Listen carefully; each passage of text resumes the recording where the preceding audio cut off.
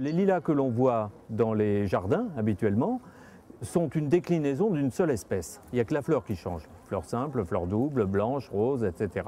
Ce sont les mêmes feuilles, c'est le même port de plante. Or, il y a 22 espèces. Par exemple, celui-ci qui est devant moi, qu'on appelle le lilas à feuilles de persil, c'est facile à retenir, lilas d'Afghanistan ou lilas lacinier. Voilà d'autres types de lilas, oblata qui est le premier à fleurir, un autre lilas ici, Meiri palibin, et il y en a 22 comme ça, plus les variétés. Alors que dans les jardins, on voit ce genre de lilas. Voilà, ça c'est le lilas vulgaris, donc il y a des centaines de variétés là. Voilà. Ne me demandez pas pourquoi on ne voit qu'une espèce de lilas dans les jardins, je n'ai pas l'explication, parce que les autres sont tout autant solides, quoi. C'est des plantes très peu exigeantes sur la nature du sol, qui résistent à moins 30 ou moins 40, qui sont parfumées, avec des tailles différentes. Là, on est sur des lilas de taille moyenne, environ 2 mètres. Il y a des lilas qui sont encore plus petits, qui ne dépassent pas 1 mètre, qui sont parfumés aussi, très florifères. Voilà, mais ça reste un petit peu une énigme pour moi, pourquoi ces plantes qui ne sont pas connues restent justement inconnues.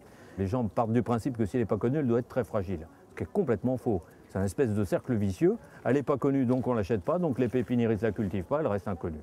Ils fleurissent tous au printemps, mais évidemment, il y en a qui sont plus hâtifs que d'autres. Si on fait une composition dans son jardin, on peut avoir 3 mois de floraison de lilas.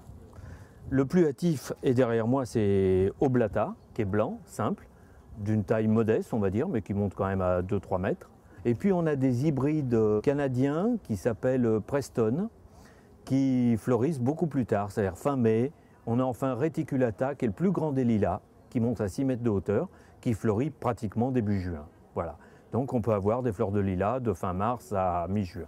Les conditions de culture maintenant pour les lilas. Les lilas sont très peu exigeants quant à la nature du sol.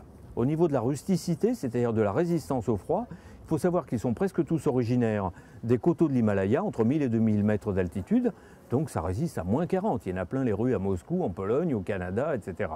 Donc plantes très résistantes, très peu exigeantes.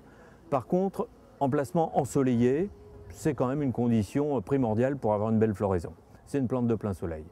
Comme elles sont originaires, ces plantes de moyenne montagne, il peut faire très chaud en montagne, mais la nuit, il y a toujours de la rosée, il y a toujours de l'humidité.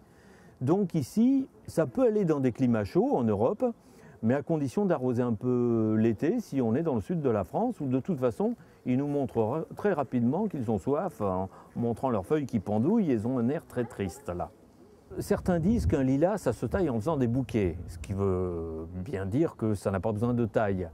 Malgré tout, ça supporte très bien la taille, donc on peut le tailler régulièrement à condition de le tailler après la floraison, sinon on supprime la fleur. Si on le taille tout de suite après la floraison, il refleurira l'année d'après. Si vous le taillez l'hiver, vous sautez une floraison. Les boutons floraux sont déjà formés.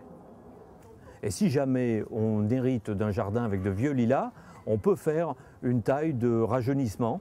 Mais là, on sait qu'on va sauter une saison. Et pour éviter de créer un choc peut-être à la plante, il est peut-être bien de le faire en 2 fois. C'est-à-dire on va couper de grosses branches très courtes, peut-être à 1 mètre du sol, mais 1 sur 2 seulement. Et l'année d'après, on coupera les autres. C'est possible de faire de la culture en pot, mais dans un pot, il faut tout apporter, puisque la plante ne peut pas continuer à prospecter le sol autour, donc à manger, à boire régulièrement.